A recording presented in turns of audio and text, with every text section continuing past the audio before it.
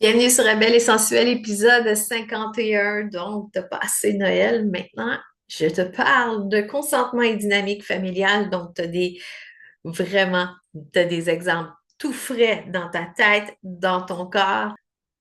Et c'est un des sujets qui sont les plus lus dans mes posts sur Instagram. Je vais te parler de consentement dans les relations de famille, version Noël.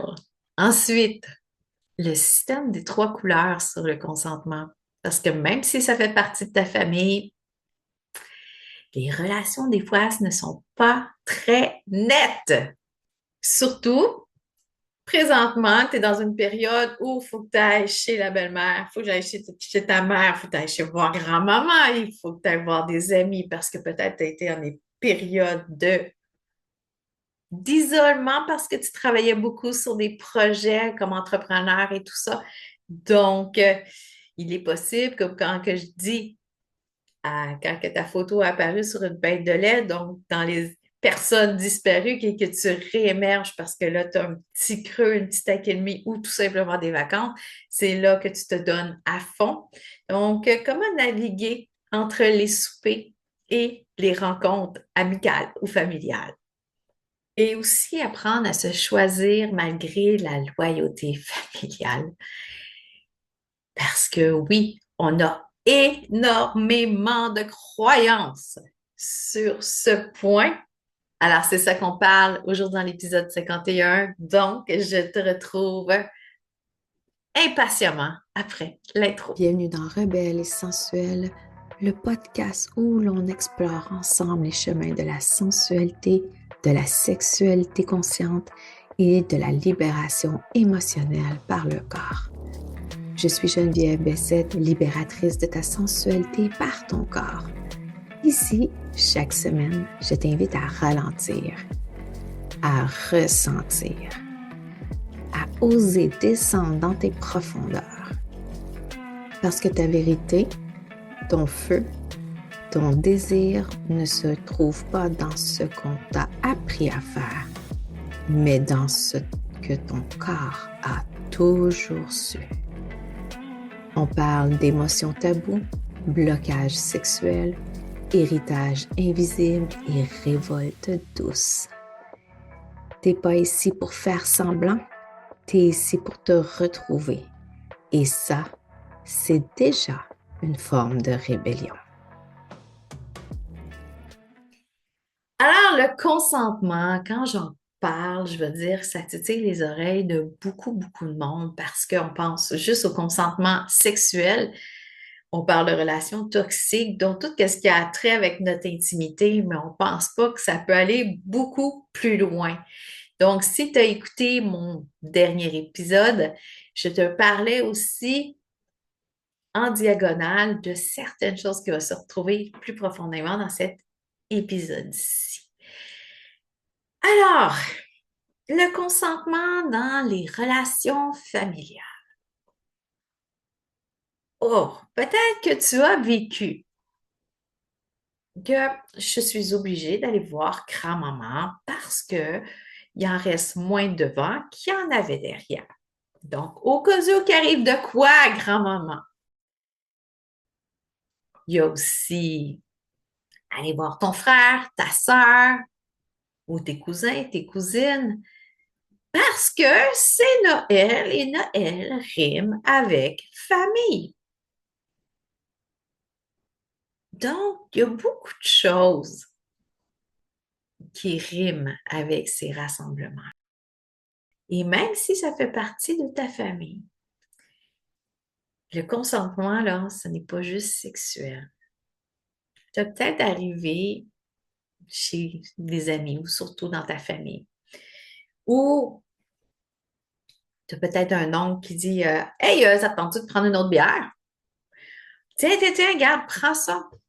Ah, c'est sûr que tu as envie d'avoir une deuxième assiette. T'es certain que tu veux pas un peu plus de patates ou encore un peu plus de tourtière?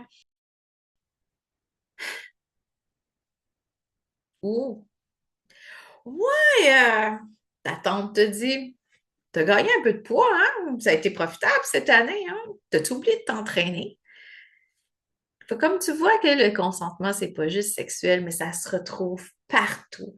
Avec des personnes qui pensent peut-être faire des remarques anodines, mais que finalement, ça vient peut-être trouver des failles dans tes blessures à toi, même si tu as fait du développement personnel. Donc, que ça soit par rapport à ton énergie, que ça soit par rapport à l'assiette, l'alcool, ton temps, tes choix, tes espaces. Ah, mais pourquoi que tu n'as pas pris ce job-là? Tu avais le salaire et la stabilité assurée. Donc, peut-être dans ces rassemblements-là, tu as entendu des commentaires, puis là, tu essaies de dire, j'essaie de ne pas voir, d'entendre, de ne pas en parler, de juste dire oui parce que tu as appris à être une bonne fille et ne pas apprendre à dire, ouais, mais je suis bien avec ça. Peut-être que c'est toi qui aurais voulu peut-être avoir un job plus stable avec un meilleur salaire, mais pour moi, ça me convient. On a tendance à acheter la paix parce que c'est notre noyau familial. On a besoin d'entretenir ces liens-là parce qu'à cause de l'hiérarchie familiale. Si ma famille n'est pas là, qui suis-je, moi, à part de porter le nom de famille et avoir du sang familial dans mes veines? Souvent, dans les rassemblements familiaux, les gens oublient que tu as peut-être ou évolué. Il y a peut-être des choses que tu as fait du développement personnel où tu as appris à mettre tes limites ou à t'affirmer ou à dire des choses comme ils peuvent être outrés aussi de ton comportement, entre guillemets, parce qu'il y a des choses qui pesaient toujours sur les mêmes boutons pour te faire sentir petite, comme quand tu avais 10 ans, puis qui ne veulent pas s'adapter à la femme ou l'homme que tu es devenu aujourd'hui. Mais pourtant, je vais te dire une chose qu'on m'a appris quand que j'ai fait ma formation de coach en théorie polyvagale. Ils m'ont dit 70% de la société s'en fout du développement personnel parce que c'est plus confortable de répéter une réalité qu'ils ont déjà, ça demande trop d'énergie de vouloir changer. Ça va apporter à qui? Ou la peur de perdre aussi alentour de toi, que si tu changes, mais ça va tout être à recommencer. Donc, dans ta famille, ils t'ont apposé une étiquette depuis 5, 10, 15 ans pour dire, ben, Geneviève est comme ça. Geneviève, elle parle pas. Geneviève, elle écoute. Geneviève, ben, peut-être qu'elle est comme sa mère, tu sais, que ça va pas bien entre les deux oreilles. Euh, Geneviève, elle reste dans une situation qui reste précaire. Ça fait penser à tel autre dans la famille. Oh, Geneviève, elle a vécu beaucoup de choses dans sa vie. On ne peut pas espérer qu'elle fasse un level up. Alors, les gens oublient vraiment que tu peux changer. Ils ne veulent pas avoir l'ouverture d'apprendre à connaître, même si tu les vois juste une fois par année, à se faire une mise à jour comme ton ordinateur reset à chaque fois qu'il fait une mise à jour. Mais les autres, c'est pas ancré à cette ouverture-là que tu peux peut-être avoir changé ou solidifié tes positions jusqu'à temps que quand ils pèsent sur les mêmes pitons et que tu ne réagis plus pareil parce que tu as appris à répondre au lieu de réagir soit en faisant plaisir, en disant pas un mot, soit affigé parce que c'est encore la petite Geneviève de 10 ans qui venait de sortir d'une situation de violence familiale, puis que c'est ça. T'es comme, OK, tu m'as condamné à être rien, à être une victime et perpétuer ça dans ma vie. Lutter pour dire, ben là, tabarnak, qu'est-ce qui se passe? T'es pas capable de voir que je suis plus la même personne. Donc, défendre ta position ou tout simplement fuir en voulant dire, hey, en passant, elle est belle ta piscine, hein? Qui est ensevelie sous la neige. Alors, choisir de répondre peut peut-être déconcerter les gens, mais des fois, on a peur aussi de répondre autrement ou leur laisser à croire que tu es la même pour pouvoir acheter la paix. Puis on rentre ça dans faire plaisir. Mais tu sais, tu as le droit de dire non, tu te trompes. Non, tu me connais mal. Non, merci. Ou non, j'ai pas faim. Non, ça me tente pas de faire ça. Non, je suis pas obligée de t'écouter aujourd'hui. Non, j'ai envie de prendre une pause pour moi. Ce n'est pas parce que c'est de la famille, ils vont essayer de te rendre coupable, mais toi, est-ce que tu t'es respecté là-dedans ou tu as envie de te drainer avec tout le monde, de continuer d'alimenter qu'est-ce qu'ils pensent de toi quand tu es rendu à 100 milieux? Le consentement, c'est de reconnaître ton besoin. Si tu viens d'une famille où ça chicane tout le temps, t'anticipes la chicane, qui va chicaner avec qui à Noël, tu as le droit de te respecter pour dire, s'il y a une chicane, je m'en vais. Puis t'es pas obligé de faire la grosse menace, la grosse déclaration pour en dire, mais voyons donc, ça se fait encore, ben moi, je m'en vais. Tu as juste à dire, OK, j'ai eu ma dose, ou la fameuse, tu sais, j'ai eu ma dose, puis je décide de repartir chez moi.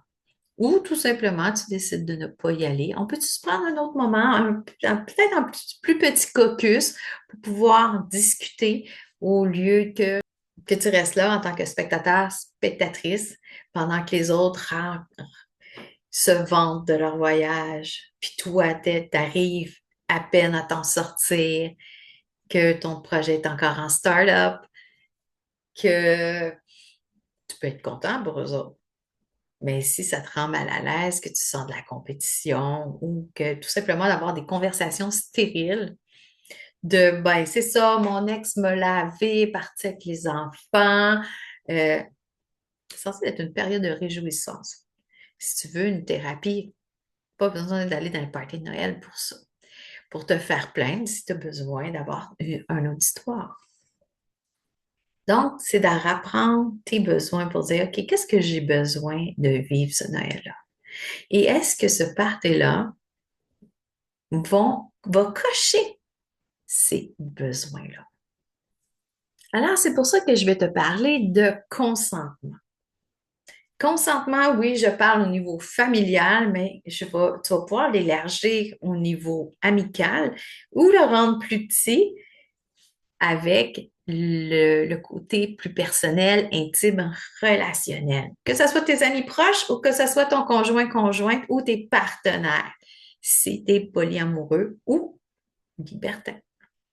Donc, on va commencer par oui, le vert, les relations saines.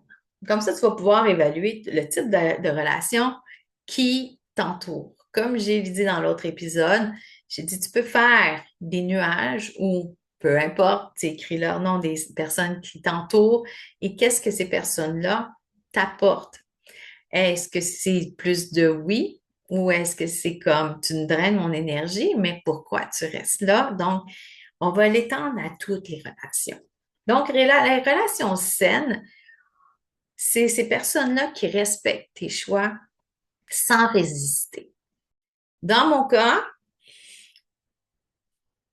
j'ai découvert que mon syndrome d'Ehlers-Danlos, donc l'hyperlasticité, pourquoi je ne guéris pas quand que je me disloque, pourquoi je ne suis pas retournée en massothérapie, parce que je ne guéris pas, et aussi ma récupération musculaire est beaucoup plus lente que quelqu'un de normal. Donc, faire du yoga tous les jours, j'ai pas de journée de repos, fait que mon corps se repose pas. J'ai besoin d'un petit peu plus de repos.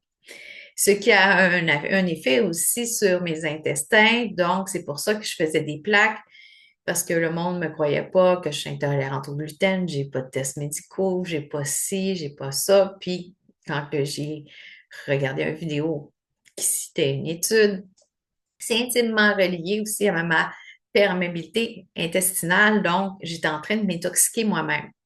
Puisque si je mange beaucoup d'allergènes, ben, ça va directement dans mon système sanguin et ma peau réagit. Tu as les personnes qui vont t'accueillir puis qui vont t'offrir quand même du gluten. Est-ce que c'est un manque d'éducation ou tout simplement, ah ben, tu faisais moins attention, là, regarde, prends-les, là, puis, tu sais, mange, tu sais. Tu as des personnes qui vont respecter, OK, qu'est-ce que tu as le droit de manger et je vais m'adapter. Ou je vais te garder un plat ou deux ou trois ou que tu vas pouvoir manger sans pousser les choses qui sont trop allergènes pour toi pour que tu tombes malade. Parce que je vais te dire que ça cause insomnie. Mon intestin, c'est comme j'avais une barre dans le ventre, j'ai les plaques qui repoussent, euh, j'ai de la fatigue, mon système immunitaire tombe à plat, je suis plus sujette à des virus et tout ça. Donc, parce que les intestins, c'est ton système immunitaire. Alors, c'est important d'écouter, même toi, tout qu'est-ce qui se passe dans ton ventre, parce que ça signifie plein de choses. Donc, pour revenir, une relation saine, les personnes respectent tes choix sans résister. OK, c'est correct. Ben, trouver, OK, qu'est-ce que tu peux manger? Qu'est-ce que je peux t'offrir? Ils s'adaptent aussi à, ils n'iront pas insister si tu veux pas prendre un verre de vin, de bière, tout ça, ou si tu n'en veux pas. Ils ont le droit, eux autres, de boire leur coupe, leur bouteille de vin ou une bière. Mais toi, si tu décides de ça tente pas, tu es trop fatigué, ça va taper, ça va être désagréable, ça va jouer sur ma digestion. Donc, ils vont dire, OK, c'est correct. Qu'est-ce que je peux t'offrir d'autre? Ils vont accepter tes limites sans être vexés. Ils vont te prendre à part entière, ils vont s'ajuster. OK, OK, c'est correct, c'est ta journée. Qu'est-ce que tu as envie de faire? Tu es trop fatigué, tu as eu un gros projet, tu as remis un gros projet la veille, et là, tu t'en vas à un souper, puis là, tu es comme fed up. Puis là, tu te dis, OK, mais je resterai pas tard. Je vais venir te voir, mais je resterai pas tard. C'est correct, je veux juste m'assurer que tu partes, que tu sois sobre, que tu puisses retourner chez toi. Écris-moi, puis je veux te savoir en sécurité. Ils vont aussi reconnaître que tu as évolué. Dans le sens où, pas évoluer selon leurs attentes, selon toi. Ils vont être contents et contentes que tu as appris à te respecter. C'est-tu beau ça? On aspire à des relations saines, mais ça n'arrive pas tout le temps. Parce que des gens, des fois, nous projettent leurs attentes et nous, on n'est pas obligé de cocher oui à ça. Donc, les relations saines, c'est celles qui te nourrissent. Et c'est eux autres qui vont t'aider à faire hey, ton level up et à t'accompagner dans ton level up. Maintenant, on va parler du jaune. Donc, pas zone extrême dangereuse, mais il commence à avoir des red flags, donc des drapeaux rouges. C'est des relations inconfortables, mais récupérables. Il suffit de s'asseoir avec eux autres. Donc, les taquineries. Ouais, t'as pris un peu de poids, hein? Ben, c'est correct, ça te fait bien. Je trouve que c'est porte mieux. Des piqueries légères. Hey, ça fait longtemps qu'on t'a pas vu avec un chum ou une blonde. C'est quand tu vas l'amener? À moins que tu le caches dans ton tiroir. Ceux qui font appel à de l'insistance. Come on, prendre un autre verre, se coucherait ici, ça va être correct. Parce qu'ils ne veulent pas se sentir tout seuls dans leur consommation. Alors, ils pensent que tout le monde a besoin de le suivre, avoir la même vibe. Tu n'as peut-être pas besoin d'alcool pour être dans la même vibe ou d'une autre puff. Tu peux prendre la quantité qui te convient pour le restant. C'est correct. Mais ils ne pousseront pas plus loin. T'sais, juste commande, il insiste, mais pas trop. La surgénérosité. Ça, j'ai connu ça par ma mère. Tu manges ton repas, ton assiette, et elle te regarde. T'en veux-tu un autre? J'en ai encore plein. Comment? Puis là, tu dis non, non, non. Quoi, c'était pas bon? Ça me rappelle des souvenirs. Donc, les personnes qui ont tendance à donner et plus donner et oh, c'est ça, regarde. Oh, t'as envie des chips? Attends une minute, je pense que j'en ai dans l'armoire.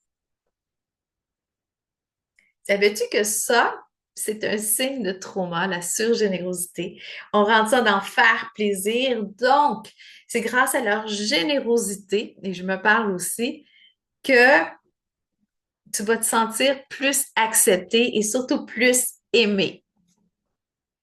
Pourtant, il y a moyen de négocier avec ces personnes-là pour dire non, non, c'est correct, j'en ai assez.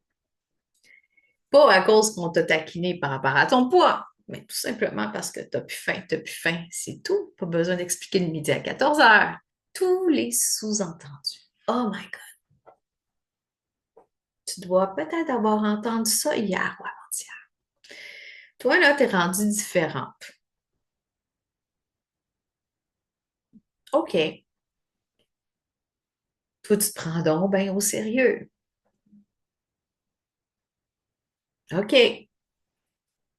Donc, tu te prends donc bien au sérieux quand t'es plus capable de prendre des jokes, les taquineries et tout ça, puis on peut leur dire, je pense que tu vas trop loin, là. Tu prends donc bien au sérieux, toi. Prends rien personnel. Hein?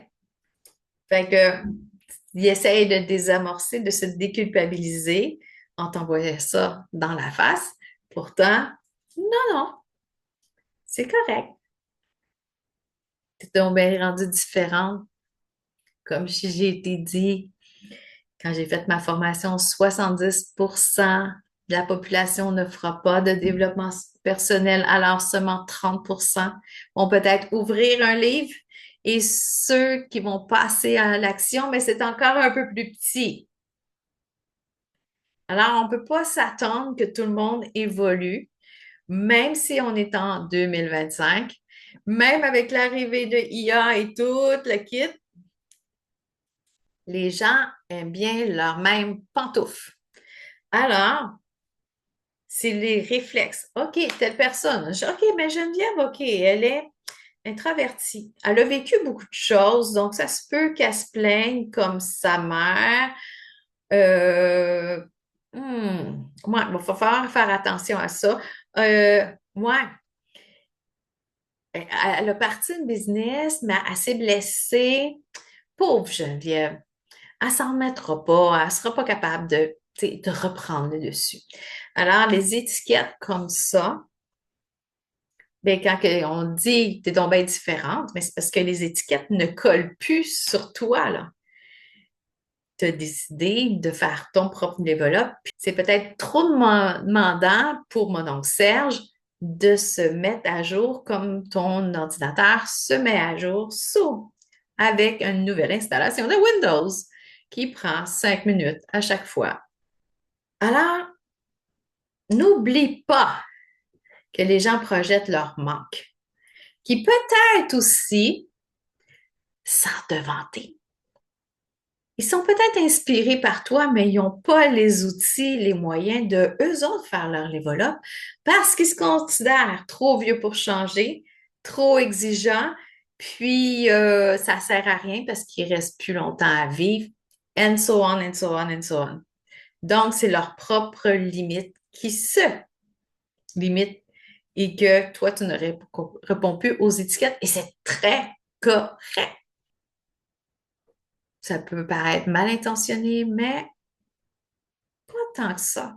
Quand que tu sais remettre pas les gens à leur place, mais que ça te colle pas et que tu es juste un miroir pour eux autres. C'est cool, ça? Alors, tu peux garder une distance énergétique. Comme j'ai expliqué dans l'autre épisode, c'est que tes amis, tes relations, c'est comme un système solaire. Et ça, quand j'ai su ça dans une de mes thérapies, ça a fait comme Alléluia, pourquoi que je voulais tellement garder du monde proche, mais que finalement, ils s'en allaient, puis là, je comprenais pas, puis c'était plus mes amis. Wow! Je te répète que les relations, c'est comme un système solaire. Tu as ta garde rapprochée, donc tes BFF, donc ton super meilleur ami ou ta super meilleure amie que tu comptes tout et tout ça. On s'éloigne. OK, peut-être tu racontes moins. On va peut-être la voir, oui, pour un déjeuner ou quelque chose, mais j'irai pas l'appeler si j'ai un questionnement, un besoin d'aide ou avoir besoin d'être remonté. Ça peut continuer comme ça, tout dépendant le nombre de personnes que tu as.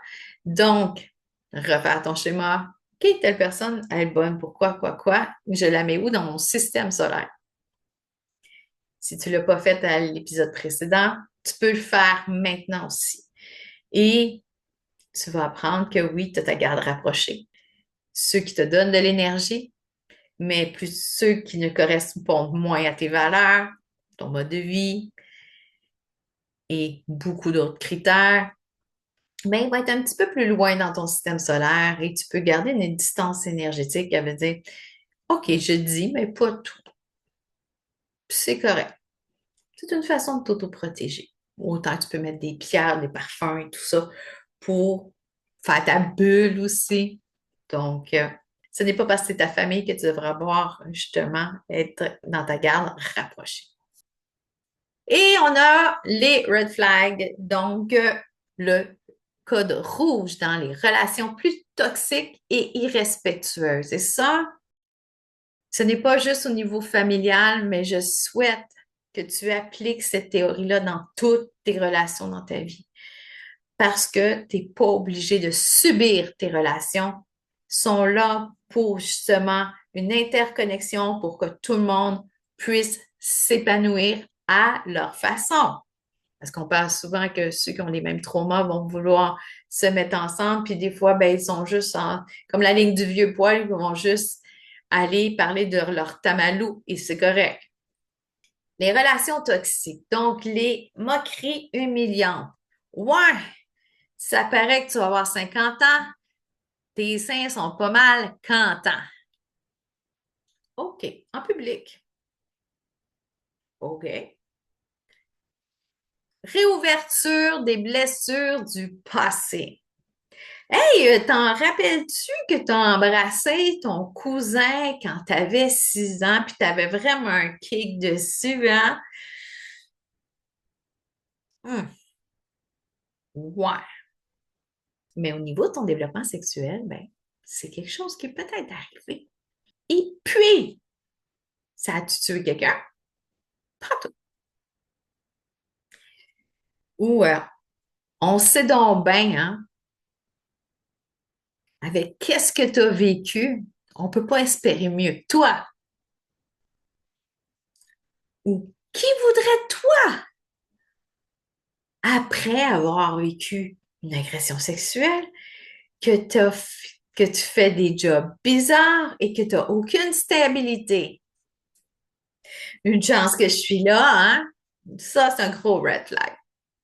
Parce que au nombre de populations qu'on a sur la planète, on n'est pas obligé de côtoyer ces personnes-là. Il y a toujours quelqu'un de mieux. Il suffit de changer, un, la connaissance de soi, tes émotions, ton énergie, ton aura pour t'incarner dans ton univers pour que ces gens-là ne puissent pas rentrer. Alors, c'est pour ça que quand que tu sors d'une relation toxique ou tu viens d'une famille dysfonctionnelle, Prends le temps de reconstruire ton univers pour que ça soit plus ton non négociable, puis dire, hey, je pense que c'est un petit peu dans le champ. Ensuite, les critiques de ton mode de vie, tes choix, ton travail. Ben là, si t'es pas capable d'arriver, puis ça te rapporte pas d'argent, pourquoi tu retournes pas travailler comme tout le monde? OK. Ouais, mais tu sais, quand tu avais ta job stable, là, à l'hôpital, là, mais pourquoi t'as quitté ça? T'avais ta régup, t'avais un fonds de pension, puis tout ça. Mais lui, qu'est-ce qu'il n'entend pas, c'est que ça allait pas avec tes valeurs. Mais pourquoi t'aimes les femmes? Gars, il est donc bien beau, cet homme-là. Il est stable, il a de l'air gentil. Pourquoi tu vas pas avec? Est-ce qu'on a vraiment besoin de ça? Et ça, au lieu de ravaler ça à chaque fois, l'imprégner dans ton corps, où c'est que oui, ça te donne des crises d'anxiété avant d'aller à un party ou avant d'aller voir une personne ou téléphoner puis t'es pas capable de dire non parce que cette personne-là finalement est toxique pour toi ou elle garde des secrets puis que ce n'est pas il n'y a pas d'authenticité, il n'y a pas de communication transparente et tout ça. Tu n'as pas besoin de te justifier à personne. Qu'est-ce que tu as besoin de justifier par rapport à toi, c'est est-ce que ça rentre dans ma vie ou ça rentre pas dans ma vie? Et avoir cette force-là. Souvent, on ne veut pas prendre ces choix-là parce que qui va m'aimer? Je vais tout perdre. J'ai tout construit avec, mais pourquoi que c'est fini comme ça? Pourquoi que je continue à subir ça? C'est ça que tu devrais dire. Pourquoi que ça t'écrase tout le temps et que tu décides de rester écrasé parce que par peur de perdre des gens que oui, tu as investi en eux, mais que les chemins ne s'entrecroisent pas, mais qui restent parallèles avec des choix et des objectifs différents dans leur propre vie. Une pression lourde et la manipulation émotionnelle. On sait bien, toi. Arrête de te plaindre comme ta mère. Ou je sais pourquoi que tu préfères les femmes. Parce que ton père n'a pas été présent dans ta vie. What the fuck? Est-ce qu'on t'a demandé si tu préférais le filet mignon à la poutine? Ben, gars, si t'aimes la poutine, là, mais franchement, tu devrais pas manger ça. Le cholestérol, la friture, tu sais même pas c'est quoi qu'il y a dans la sauce. Est-ce qu'on va discuter comme ça? Pas du tout. Alors, pourquoi juger des choix de quelqu'un d'autre? C'est la même affaire. Pour pas dire la même poutine. Ça fait une pression dans le sens que tu n'as pas hâte à ce party-là. Ça te draine. Ça te fait de l'anxiété, de l'insomnie parce que tu n'as pas envie d'être là et c'est correct. Ça va te prendre un niveau d'énergie que tu sois au top pour arriver là avec ton armure frêle jusqu'à temps que quelqu'un va aller peser sur tes pitons. Ça, c'est un non-respect. C'est un non, non, non. Stop. Tu peux voir cette personne-là moins souvent parce que justement, elle ne cadre pas dans tes valeurs. Peu importe si c'est une amitié ou une relation familiale. Revenir dans tes limites. Et tu le sens dans ton corps quand quelque chose ne fonctionne pas. Tu le sens dans ton corps qui se crispe. Tu as mal au ventre. Ta libido descend. Tu as des douleurs récurrentes ou des vieilles douleurs qui se réveillent pour le dire non, pas encore. Migraine, mal de tête, tu tombes malade. C'est tout ça. Ça, c'est une réaction de ton corps pour dire cette personne-là, c'est un red flag dans ta vie. Fais quelque chose. Ton corps sent qu'on l'envahit avec quelque chose qu'il n'a pas envie de vivre. Alors, dis à ta tête que c'est correct de prendre des décisions. Fait que tu as le droit de te retirer. Puis tu n'as aucune obligation envers personne, sauf toi. Alors, naviguer entre les soupers et les rassemblements, premièrement, reprends le code de couleur et regarde où se situe cette relation-là dans le code de couleur. Et une fois que tu as situé le code de couleur, pose-toi la question ou ressens dans ton corps, ton système nerveux, il est comment? Est-ce que ton système nerveux, il est top shape et tu te sens comme Rambo puis tu as envie de pas juste remettre le monde à leur place, mais de prendre ta place?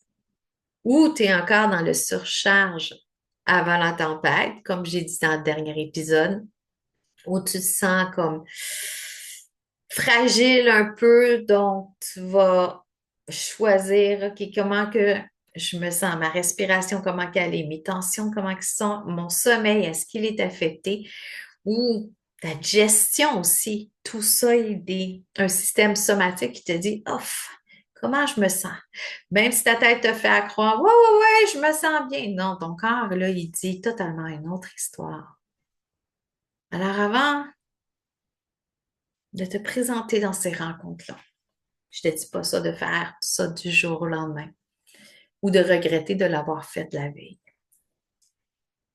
Prends le temps d'évaluer ta respiration pour savoir toi comment tu te sens. Si elle est calme, abdominale et profonde, c'est qu'il y a un calme. Si ta respiration est courte et saccadée, il y a un niveau de stress. Si tu respires juste au niveau de tes clavicules, comme quelqu'un qui est en train de faire une crise d'asthme, ça, c'est un no-go.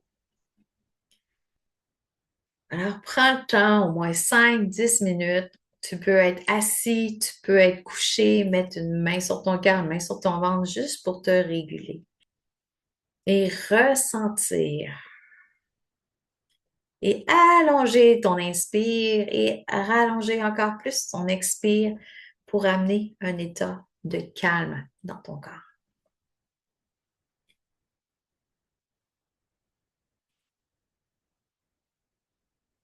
Une autre chose, c'est quoi ton intention dans cette rencontre-là? Qu'est-ce que tu vas aller chercher? Est-ce que c'est pour faire plaisir? Ou tu as moins les moyens puis tu sais qu'il va y avoir un bon buffet, fait que tu vas aller te goinfrer là-bas? Est-ce que tu t'ennuies de une ou deux personnes là-bas, fait que tu as hâte d'aller les voir? Ou si c'est une obligation parce que tu n'as pas le choix à cause de telle affaire familiale et tout ça est en considération. Et ton intention peut aussi se résumer à une présence, un aller-retour, ou après le souper, ou juste pour les cadeaux, ou juste pour aller jaser, ou aller danser puis aller profiter. Alors, choisis ton intention. Repense à ton ancrage. Donc, ça va être important, ton ancrage, que ça soit pas sur du papillon, donc les pieds ensemble, les genoux de chaque côté, et juste rouler ton tronc d'un côté comme de l'autre pour amener un état de calme, un ancrage. Un ancrage, c'est pas tout simplement de faire l'arbre, mais un ancrage, c'est de revenir dans ton corps. Pendant que ta tête aspire, amène l'énergie dans ton corps. Amène l'énergie dans tes gros orteils pour savoir comment ils se sentent. Amène l'énergie dans ton ventre, dans ton cœur pour te solidifier. C'est ça l'ancrage. Ça peut être prendre un bain aussi. Ça peut être prendre plus de self-care, donc les routines que tu as établies il y a 2 semaines. Non, d'en faire quelques-uns avant ces rencontres-là ou entre les rencontres, juste pour faire ton reset et te réaligner. Et mettre une limite claire dans ta tête. Dans le sens, une limite où je ne me laisserai pas insulter. Ça peut être n'importe quelle limite. Ou diminuer le temps de conversation avec telle personne. Apprendre à juste dire non. sans expliquer le pourquoi du comment, c'est pas une thèse de maîtrise que tu fais là. Non, ça me tente pas. C'est pas l'endroit pour discuter. Je te remercie. Tu peux te donner la permission de quitter la pièce. Aller aux toilettes, c'est tout à fait normal. Donc, tu peux aller respirer. Comme tu fais peut-être avec tes enfants quand tu veux te cacher d'eux autres, puis tu veux juste respirer un bon coup ou laisser passer une émotion. Changer de pièce, aller prendre un petit peu d'air dehors, revenir. Tout ça pour aller respirer. Tout ça, c'est tout aussi valable. On t'a pas scotch tapé ou duct tapé au sofa, forcé à écouter quelqu'un qui dit que sa vie, c'est un drame. Et surtout pas jouer au thérapeute, tout dépendant quel travail que tu fais. Thérapeutiser gratuitement pour montrer ton savoir-faire à ta famille non plus. Non plus. Alors, donne-toi une porte de sortie. S'il arrive telle affaire, OK, j'atteins ma limite, j'ai besoin de redescendre. Fait que je te dis d'aller marcher, d'aller respirer, d'aller à la salle de bain pour t'introspecter, tout ça est valable.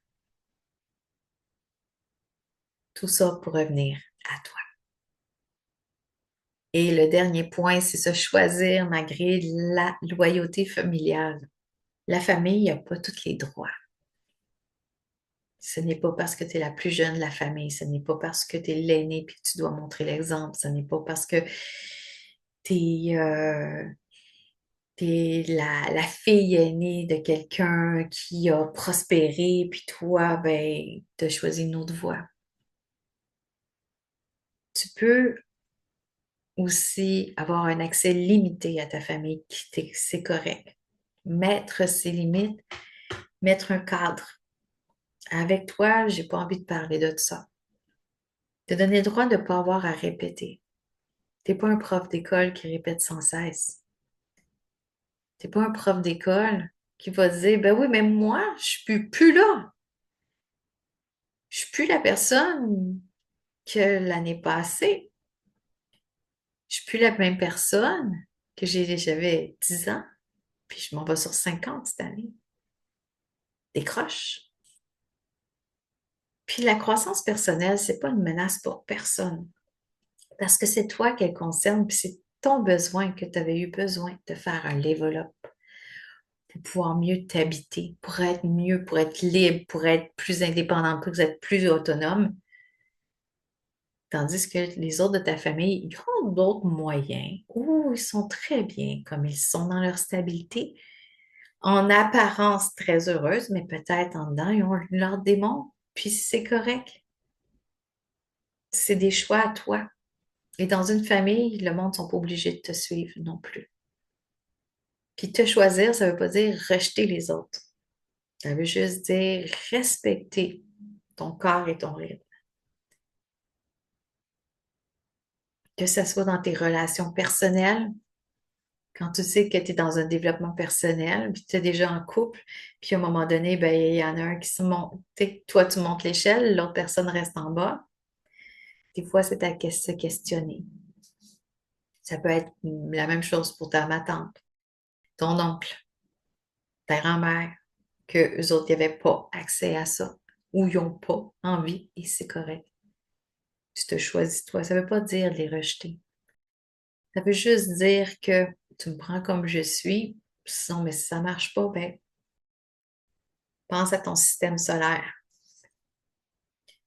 Alors, c'est ça le consentement. Puis peut-être que tu l'as vécu hier, puis il y a des choses qui te disent, ah merde, j'ai vécu ça. Oh merde, j'avais pas vu ça comme ça. Oh merde. Tu sais, la remarque que mon chum m'a faite hier, il y avait quoi à prouver? Oh merde, j'ai encore fléchi le genou et j'ai accepté de faire plaisir. Et ça, je te chicane pas. Ça, c'est un apprentissage. Et moi aussi, après coup, des fois, je me dis, ah fuck, je me suis laissé prendre. C'était quoi la subtilité là-dedans que j'ai oublié de décoder? Alors, j'espère que cet épisode t'a plu sur le consentement et les dynamiques familiales. On a vu le consentement, l'importance du consentement. Oui, on a vécu au niveau familial, mais tu peux l'extrapoler au niveau amical et intime pour savoir si toi, tu es dans le bon environnement qui correspond à tes valeurs, tes besoins, tes désirs et si ces personnes-là remplissent tes besoins, tes valeurs, tes désirs. Le système de couleurs aussi, comment déceler ce consentement-là? Le vert, relation saine. Le jaune, un petit peu d'accrochage, mais récupérable. Et le red flag, le rouge, pour, hmm, pour y penser sérieusement, qu'est-ce qu'on va faire avec eux autres après? Comment naviguer entre les soupers, les rassemblements, comment te revenir dans ton ancrage. Et la loyauté familiale n'est pas nécessairement, c'est pas un lien qui est comme je suis obligée de faire ça. Ça n'existe pas la loyauté familiale, ça n'existe pas l'hierarchie familiale. Ce n'est pas par qu'on fait partie d'une même famille qu'on évolue de la même façon. Et oublie pas, il y a aussi des traumas intergénérationnels aussi qui peuvent, eux autres, perpétuer.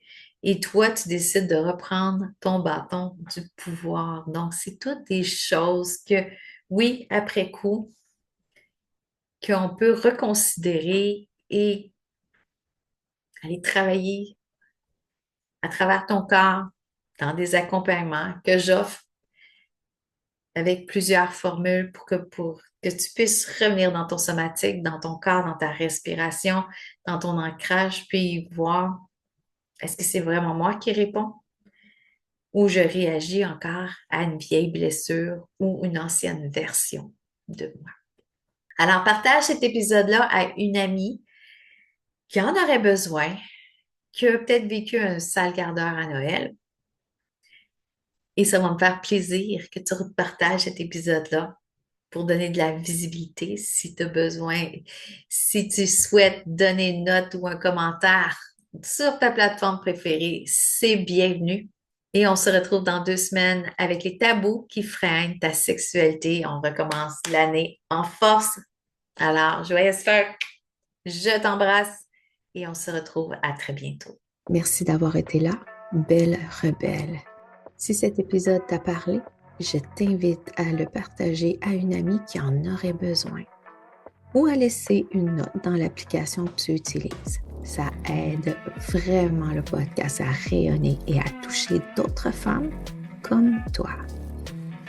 Tu peux aussi me rejoindre sur Instagram pour continuer la conversation ou découvrir mes offres et ressources pour approfondir ton chemin. Et surtout, souviens-toi, s'explorer pour s'aimer pour se libérer. À très bientôt dans Rebelle et sensuelle.